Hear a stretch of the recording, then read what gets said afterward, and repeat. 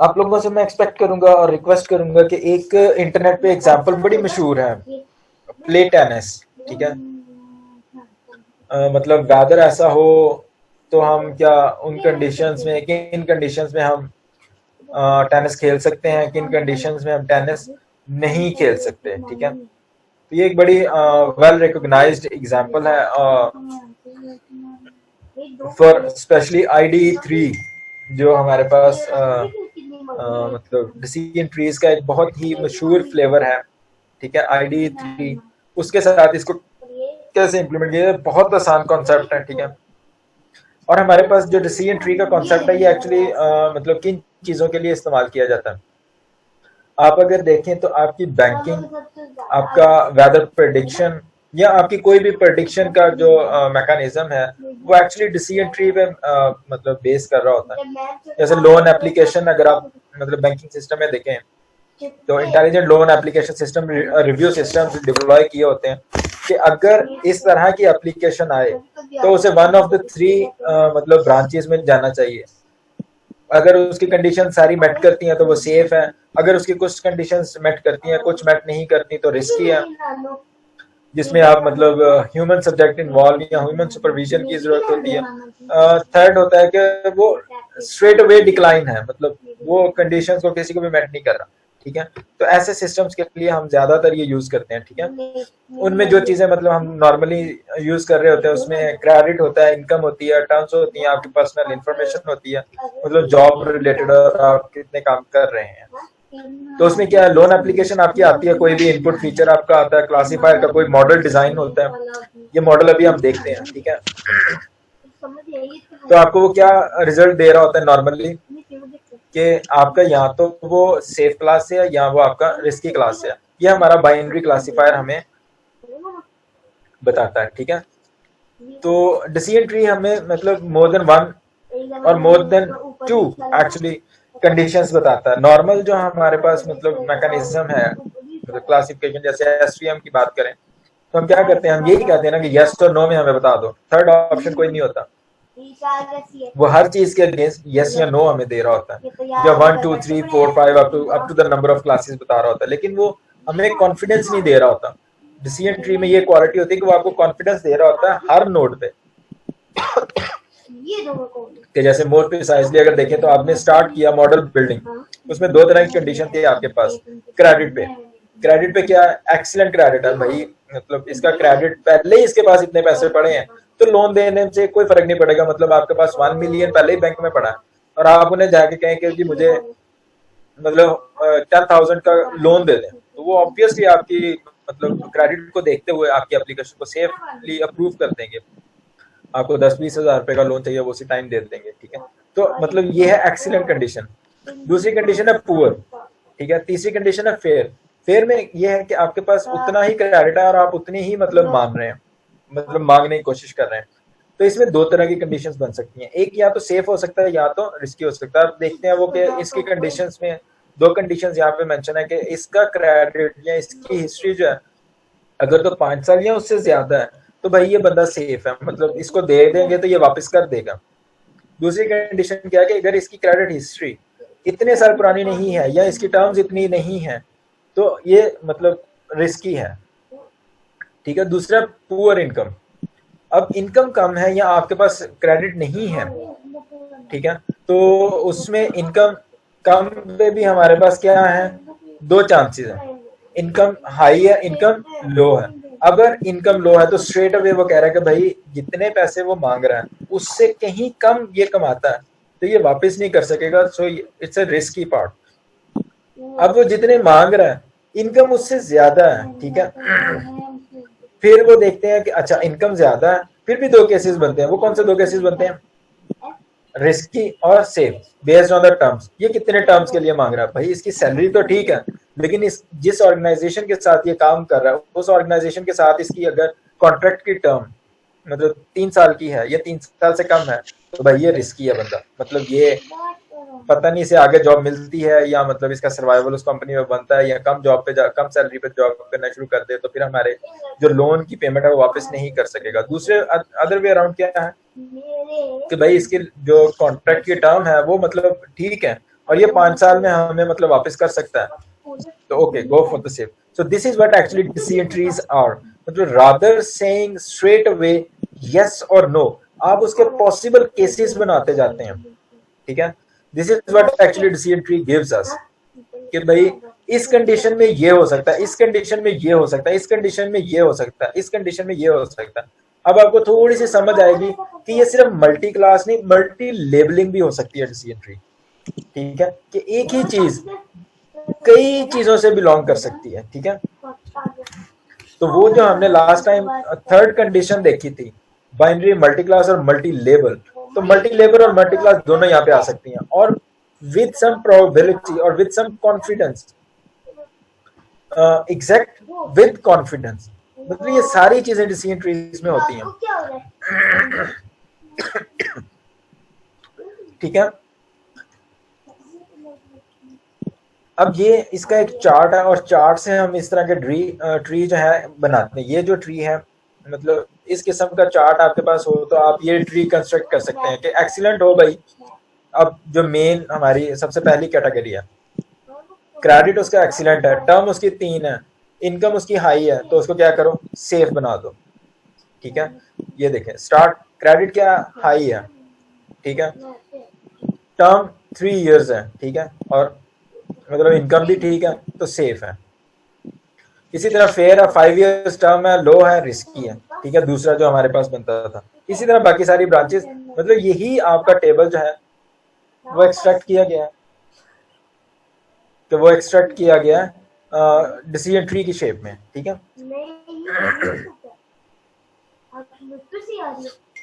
इसमें हमारे पास अब एरर मेजर भी होने चाहिए, क्योंकि ट्री पोन है, मतलब ट्री है, तो इसमें हमने मतलब प्रूनिंग भी करवानी होती है, मतलब रिवर्ट भी करवाना होता है, तो उसे रिवर्ट में भी एरर आ सकता है कि रिवर्ट जब आप रिवर्ट करवा रहे होते हैं तो उसमें हमारे पास एरर भी आ सकता है. तो एरर में ये क्या करते हैं, number of incorrect predictions divided by total number of examples. ये एग्जैक्टली वही है जो हमारे पास क्लासिफिकेशन में था कि number of misclassified samples divided by total number of samples. अगर 1 में से माइनस कर दें तो क्या आता था हमारे पास, एक्यूरेसी. जबकि 1 में से माइनस किए बगैर अगर हम देख रहे हैं तो वो क्या बन जाएगा हमारे पास, एरर. उसका याद है ना, वो जो हमने मतलब रिसेंटली पिछली क्लास में पढ़ी थी, एक्यूरेसी कंप्यूट करने का फार्मूला. यहाँ पे सिर्फ 1 माइनस अगर आप करेंगे तो ये एरर से वो क्या बनेगा, एक्यूरेसी में चला जाएगा. तो अभी हमें लेकिन जो नॉर्मल क्लासिफायर होते हैं उनमें हम ज्यादा स्ट्रेस देते हैं एक्यूरेसी, स्टैटिस्टिकल सिग्निफिकेंस. जो हमारे पास ट्री या डिसीजन ट्री टाइप्स या मतलब इंसैम्बल मेथड या रैंडम फॉरेस्ट जो होते हैं उनमें हम ज्यादा स्ट्रेस दे रहे हैं प्रूनिंग में हमारा एरर कितना है. ठीक है, accuracy still is a part of the decision tree as well, लेकिन ज्यादा स्ट्रेस हमारा एरर्स की तरफ होता है. Finding the tree with the lowest classification error, ये अब एक मतलब बहुत बड़ा क्या कहते हैं मतलब टास्क होता है हमारे पास जब हम डिसीजन ट्रीज को मतलब इम्प्लीमेंट कर रहे होते हैं कि कौन सा डिसीजन ट्री बेहतर है. अब यहाँ पे मतलब आप अगर उसी टेबल को उठाएं तो आप उसके बहुत सारे डिसीजन ट्री ड्रॉ कर सकते हैं. मतलब हर नोड पे बाइनरी डिसीजन दे सकते हैं, हर नोड पे मतलब डिफरेंट बना सकते हैं. जैसे यहाँ पे कॉम्बिनेशन बनाया कि आपने स्टार्ट कहाँ से लेना, किस नोड को मतलब पेरेंट नोड बनाना, उसके बाद चाइल्ड नोड बनाना, उसके बाद उसके लीफ बनाने हैं.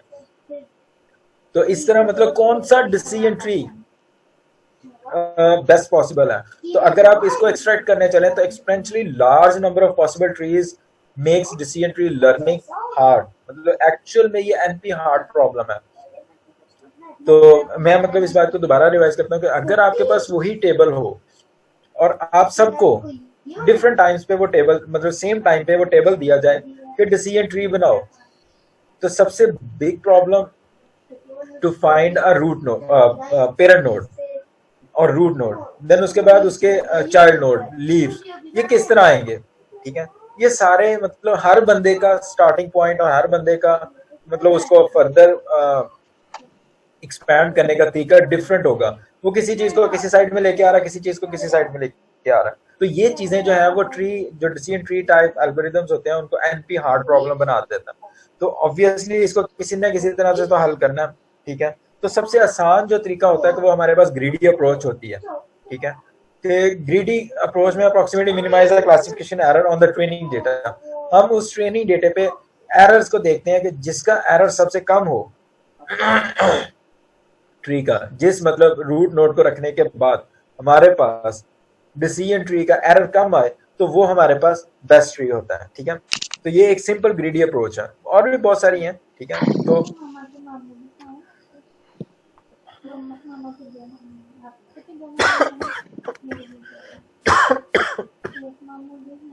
तो start with the data. Actually हमारे पास अब डेटा में दो चीजें हैं, सेफ और रिस्की। हम रैंडमली स्टार्ट करते हैं। What he's saying.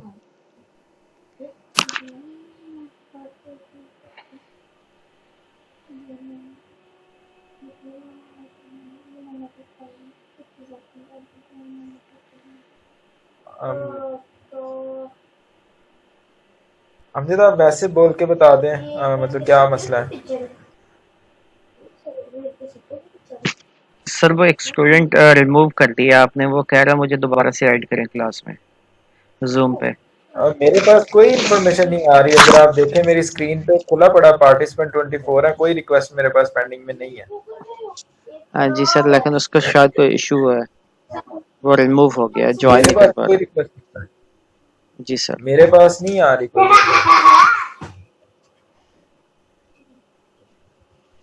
कि मेरे पास नहीं आ रही आमजद उसकी इन्फॉर्मेशन। एनीवेज चले, अब मतलब हमने मतलब जैसे उसकी आती है मैं देखता हूँ। Start with the data on a root node. Root node पे हम अब रूट नोड बनाने जा रहे हैं। रूट नोड से हम देखते हैं कि हमारे पास जिस चीज की ज्यादा इन्फॉर्मेशन होती है, उस चीज को हम, जो बड़ी होती है, उसको हम क्या करते हैं,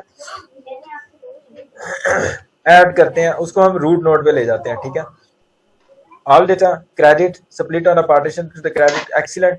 ये हमारा सब चाइल्ड पहला, फिर दूसरा, फिर तीसरा बनाना शुरू करते हैं। ठीक है, इससे तरह जितनी जितनी कंडीशन होगी उनको आप लेके आते जाते हैं। ठीक है, तो उनको आप फर्दर लेके आते जाते हैं। उसके बाद फिर उसके हिसाब से हम देखते हैं कि एक्सीलेंट है तो मतलब इसकी आगे कोई कंडीशन नहीं बन सकती। अब क्रेडिट फेयर था, फेयर में टेबल में जाके देखें कितनी तरह के फेयर हो सकते हैं। ठीक है, मतलब सेफ में फेयर में हमारे पास मतलब लो भी आ रहा है, हाई भी आ रहा है, रिस्की भी आ रहा है और सेफ भी आ रहा है। ठीक है, तो फेयर में भी हमारी फर्दर कितनी ब्रांचेस बनती हैं, 2।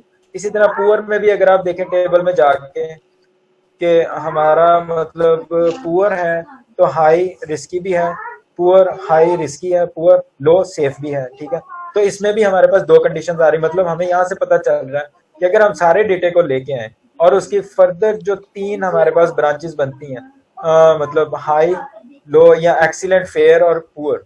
ठीक है, तो उनकी बेस पे हम एक्सीलेंट, फेयर और पुअर बनाए, तो उनमें फर्दर हमारे पास कितनी कितनी ब्रांचेस बन रही हैं। एक्सीलेंट सिर्फ एक ही तरह का, उसमें कोई और नहीं है। ठीक है, फेयर में हमारे पास हाई और लो दोनों है। ठीक है, इसी तरह पुअर में भी हमारे पास हाई और लो दोनों कंडीशन है। तो इसका मतलब यहाँ पे ट्री फर्दर एक्सपैंड नहीं करेगा। ठीक है, और यहाँ पे ट्री फर्दर एक्सपैंड करेगा, यहाँ पे भी ट्री क्या करेगा, फर्दर एक्सपैंड करेगा। ऐसा ही है। ठीक है, ये स्टेप बाय स्टेप हम चलते जाएंगे इसको फर्दर। इसी तरह हम मतलब इस अप्रोच को ग्रीडी अप्रोच के थ्रू क्या करते जाते हैं, हम रिकर्शन में चले जाते हैं। ठीक है, और फिर जब हम इससे प्रूव करवाते हैं तो हम क्या करते हैं, हम एरर निकालते जाते हैं। तो अगर इस ट्री का हमारे पास ऑल डेटे पे एरर मिनिमम आ जाए या हर नोड पे एरर मिनिमम आता जाए, तो इसका मतलब है हमारा जो ट्री है वो सेफ है, मतलब एक्यूरेट है, हमने मतलब सही बनाया। तो simple greedy decision tree learning algorithm जो है वो 4 स्टेप पे बेस कर रहा था। क्या करते हैं, start with an empty tree. Start with an empty tree मतलब आपके पास सारा डेटा है। ठीक है, रूट नोड बन गया। अब क्या करते हैं, select a feature to split. Split करने के लिए हम कोई फीचर सेलेक्ट करते हैं। क्या है हमारे पास फीचर, अब क्रेडिट, कि उसका क्रेडिट क्या है, एक्सीलेंट है, फेयर है या पुअर है। ठीक है, उसको हम सेकंड पे लेके आते हैं। फिर क्या करते हैं, for each split of the tree. ठीक है, if nothing more to make predictions stop. जैसे यहाँ पे हमारे पास एक्सीलेंट में आए तो हमारे पास नथिंग मोर टू प्रेडिक्ट, हमारे पास इसकी आगे कोई ब्रांच बनती ही नहीं है, तो इस नोड पे हम क्या करते हैं, स्टॉप लगा देते हैं। ठीक है, otherwise go to the step 2 and continue. इस पे स्टॉप लग गया। अब हम दूसरी ब्रांच पे आए दूसरी ब्रांच में हमने आके देखा कि हमारे पास केसेस जो हैं वो एक से ज्यादा हैं। तो हम क्या करते हैं, वापस दूसरे स्टेप पे जाते हैं, ठीक है, select a feature to split, ठीक है, select a feature to split and then इसको फर्दर स्प्लिट करते हैं और फिर उसके हर नोड पे देखते हैं कि अगर वो फर्दर स्प्लिट हो सकता है तो उसे करते हैं, वरना वहां पे स्टॉप कर देते हैं। फिर हम तीसरे नोड पे आते हैं, इस पे भी हम देखते हैं कि अगर कोई स्प्लिट हो सकता है तो हम फर्दर स्प्लिट करते हैं, अदरवाइज क्या करते हैं, क्विट कर देते हैं। और फिर हम उनके एरर्स कंप्यूट करते हैं और फिर हम अपना डिसीजन ट्री फाइनल करके फिर उसे हम क्या करते हैं, प्रेडिक्शन स्टेट में लेके आते हैं। फिर हम कोई नया सैंपल देते हैं, वो नया सैंपल क्या करता है, वो नया सैंपल यहाँ इस डेटे की जगह पे आता है, ठीक है, वो चेक करता है क्रेडिट लिमिट उसकी किस तरह की है। अगर तो उसकी क्रेडिट लिमिट एक्सीडेंट है तो वो उसे यहाँ पे डाल देता है और यहाँ पे थोड़ा सा बम बड़ी बड़ी बार आ जाएगी। अब वो दूसरा लेके आता है कि नहीं एक्सीलेंट नहीं है इसका क्रेडिट, इसका क्रेडिट फेयर है, वो फेयर वाले में आता है। वो फेयर वाले में देखता है कि अच्छा ये सेफ है या अनसेफ है, ठीक है, अगर सेफ है तो सेफ वाले मतलब लीफ पे जाके उसका बम थोड़ा सा बढ़ा देता है। अगर वो फेयर में रिस्की है तो रिस्की में जाके वो उसका बम थोड़ा सा बढ़ा देता है। इसी तरह वो पुअर क्रेडिट में, तो जैसे जैसे आपके पास फ्यूचर सैंपल्स आते जाते हैं वो इसी तरह ब्रांचेस उसकी बनती जाती हैं। या इन केस कोई ऐसा सैंपल आ जाता है जो एक्सीलेंट, फेयर और पुअर में एग्जिस्ट नहीं करता, मतलब वो medium mediocre kind of thing आ गई, मतलब in between fair and poor है, तो उसकी एक ब्रांच यहाँ पे बननी शुरू हो जाएगी, ठीक है। सो इसी तरह डिसीजन ट्री आपका क्या करता है, आइटरेटिवली अपने आप को अपडेट करता रहता है और साथ साथ आप क्या कर रहे होते हैं, उसका एरर काउंट करते जाते हैं या एरर कंप्यूट करते जाते हैं कि जो डिसीजन ट्री बन रहा है या जो एक्सटेंशंस आ रही हैं वो हमारी अप टू मार्क है, कि कहीं ऐसा तो नहीं कि यहाँ पे जो नई ब्रांच आई है या इसकी लीफ में जो नया नोड आ रहा है वो नोड एक्चुअली यहाँ पे आना चाहिए था, यहाँ पे नहीं आना चाहिए था, मतलब उसका जो इमीडिएट मतलब पेरेंट है या जो उसका सिबलिंग है वो उससे कहीं स्वैप होने वाला है। तो ये सारी चीजें हम देखते जाते हैं। बाइनरी रिकर्जन वगैरह जो आपने मतलब वो पढ़े होंगे, मतलब ट्रीज आपने डेटा स्ट्रक्चर्स में पढ़े होंगे, डेटा स्ट्रक्चर्स एंड एल्गोरिदम में, तो वो सारे ट्रीज यहाँ पे एट अ सेम टाइम चल रहे होते हैं। और इनकी एक और कंडीशन ये भी होती है कि ये मोस्ट ऑफ द टाइम हमारे पास बाइनरी ट्रीज होते हैं, ठीक है, नॉन बाइनरी ट्रीज नहीं होते।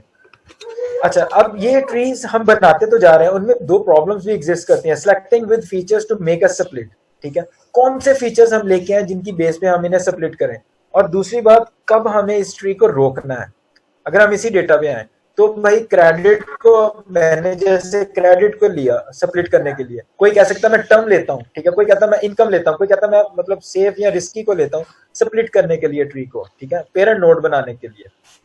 तो ये एक मतलब दो बहुत बड़ी प्रॉब्लम है कि selecting which feature to make the split, और तीसरी प्रॉब्लम ये कहाँ पे हमें इसे रोकना है। मतलब जैसे जैसे प्रॉब्लम्स बढ़ती जा रही हैं तो इसकी रिकर्जन जो है वो एक प्रॉब्लम बनती जाती है, ठीक है।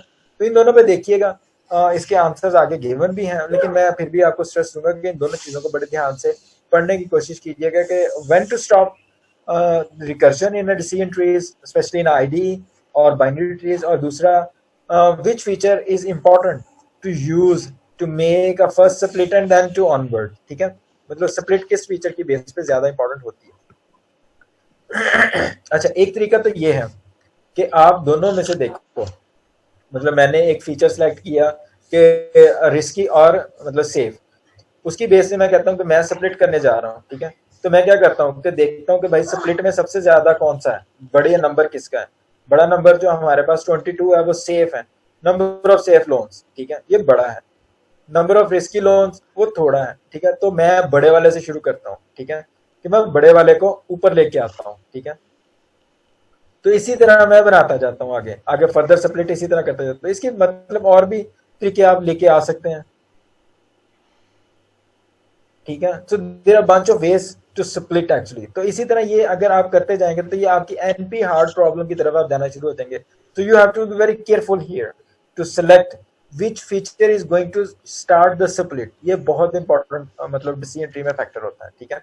अब ये दो एग्जांपल्स आपके सामने गिवन है, इनको भी अगर आप देखें तो आपके पास स्प्लिट की चॉइस डिफरेंट हो सकती है। इसी तरह मतलब और भी कुछ लेके आ सकते हैं, ठीक है।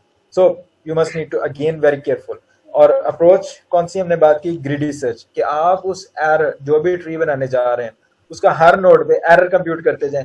अगर एरर स्टिल मिनिमम है तो इसका मतलब आपकी प्रूनिंग जो है या आपकी जो रिकर्जन है वो अच्छी चल रही है, अदरवाइज आप मतलब किसी गलत डायरेक्शन में जा रहे हैं। So you have to stop. selecting a best feature to split. Now that we know that what is a decision stamp actually decision stamp वही है जो मैंने अभी आपको बताया कि ये हमारे decision stamps हैं कि जो बड़ा है उसको हम लेके चलते हैं आगे, ठीक है. So selecting which feature to make a split can now be explained as a figuring out how to make the best decision stamp actually. जितनी मतलब बेहतर आपकी decision stamp होगी उतनी बेहतर आपकी split आगे चलेगी. जी अंजित कुछ कहना चाह रहे हैं आप? सर आपकी आवाज लग रहा है जैसे गला ज्यादा ही खराब है, बस कर दें अगर थक गए हैं तो. ये गला तो मेरा वाकई बहुत खराब है, मेरी मतलब कल से खांसी है मुझे. सर रेस्ट कर ले थोड़ा सा. एनीवेज चलें, इसका मतलब थोड़ा सा रह गया, इसको खत्म करते हैं जी sir. And then we will stop. अच्छा, effective decision trees, this is a choice feature will give us a decision terms मतलब ये सारी थ्योरी है, ये आप पढ़ लीजिएगा, ठीक है. Given a subset of m a node in a tree for each feature xi is split करते हैं हम m में according to the features, compute the classification error on each split. ये वही है जो मैं आपको बताता आ रहा हूँ, ठीक है. Choose feature with two lowest classification error, जिसका classification error सबसे कम होगा उसको हम मतलब वो नोड बनाते जाएंगे, ठीक है, या मतलब रूट नोड बनाते जाएंगे, और सॉरी रूट कह रहा हूँ, पेरेंट नोड बनाते जाएंगे उसको. ग्रीडी सर्च और उसके बाद सिंपल ग्रीडी सर्च, इसका मतलब हम देख चुके हैं एल्गोरिदम, याद कर लें इसे, रटा मार लें, जो मर्जी कर लें, ठीक है. After learning at decision steps what's next हम उसको फिर उसी तरह स्प्लिट करते जाते हैं और फिर आगे से आगे उसी तरह हमारी decision steps चलती जाती हैं हर नोड पे, ठीक है. ये हमारा सेकंड लेवल का, ये हमारा थर्ड लेवल का decision tree बन जाता है, ठीक है. सो decision tree algorithm still on the same page, या मैं मतलब फिर उसी चीज को एक मतलब रिवाइज कर देता हूँ इंटेंसिटी. हम क्या करते हैं, हम अपने टेबल को देखते हैं, ठीक है, और उस टेबल में जो इम्पोर्टेंट हमारे पास फीचर हम देखते हैं या जिसे हम डिसीजन स्टेप बनाते हैं, ठीक है, जिसका नंबर सबसे बड़ा होता है, उसको हम क्या करते हैं, पहले प्रून करना शुरू करते हैं या रिकर्जन उस पर शुरू करते हैं, ठीक है. उसके बाद हम क्या करते हैं, उस प्रूनिंग के बाद या उस रिकर्जन के बाद हम उसका एरर निकालते हैं, क्लासिफिकेशन एरर, कि कितनी मिस्टेक्स की हैं इस पॉइंट पे हमने. उन पॉइंट्स को देखते हुए फिर आगे रिकर्जन करते हैं, सेकंड नोड पे आते हैं, सेकंड नोड की पहले नोड के साथ हम फिर दोबारा से रिकर्जन देखते हैं और मतलब एरर चेक करते हैं. अगर एरर कम है तो इसका मतलब हम ठीक जा रहे हैं. फिर थर्ड नोड पे आते हैं, फिर एरर चेक करते हैं. अगर एरर कम है then we are again on the same page, we are going on a right direction, ठीक है. अगर ये सारी पहले स्टेप पे ठीक हो रही हैं, ठीक है, तो फिर हम क्या करते हैं, तीसरे स्टेप पे आते हैं. If nothing more to make predictions, या नया कोई फीचर उसमें ऐड नहीं कर सकते तो हम अपनी क्या करते हैं, रिकर्जन को रोक देते हैं. अदरवाइज हम क्या करते हैं, हम वापस जाते हैं स्टेप 2 पे, हम फिर दोबारा से डिसीजन स्टेप्स फाइंड आउट करते हैं और फिर दोबारा से उसको रिकर्सिवली मतलब एक्सटेंड करना शुरू करते हैं, ठीक है. This is what in all that we can have in a greedy search simple decision tree, और इसको आप IDE3 के नाम से भी जानते हैं. अब IDE3 इम्प्लीमेंट करने के दौरान हमें सिर्फ ये मतलब जो जुबानी बातें हैं ये नहीं होती, मतलब इसका मैकेनिज्म कुछ और होता है, ठीक है. इसका मैकेनिज्म जो होता है वो मैं आपको रिक्वेस्ट करूंगा कि आप IDE3 की एग्जांपल नेट से देखें. मैंने जिस तरह एक एग्जांपल आपको कही, मैं अभी आपको उसका लिंक भी शेयर कर देता हूँ, ठीक है. वो आप मतलब हाथ से एक मतलब ट्राई करें.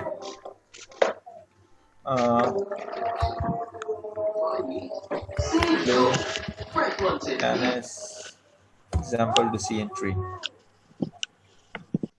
तो ये डेटा सेट है आपके पास, data set for play tennis, ठीक है. उसमें क्या आउटलुक है, टेम्परेचर है, ह्यूमिडिटी है, विंड है और प्ले यस और नो है, ठीक है.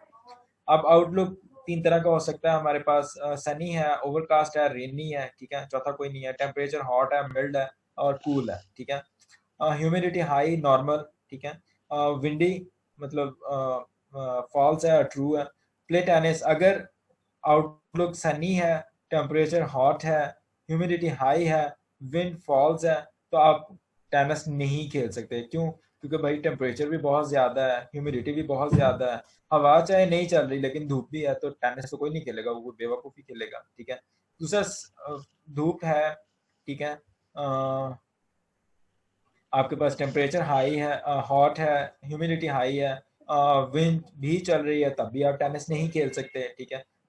वेदर या आउटलुक जो है वो ओवरकास्ट है, टेम्परेचर हाई है, ठीक है, हॉट है, और उसके बाद ह्यूमिडिटी हाई है, विंड नहीं है, तो आप मतलब थोड़ा सा मतलब बादल आए हुए हैं तो आप टेरेस खेल सकते हैं, ठीक है, हवा ना चल रही हो। तो इसी तरह ये सारा फीचर्स हैं।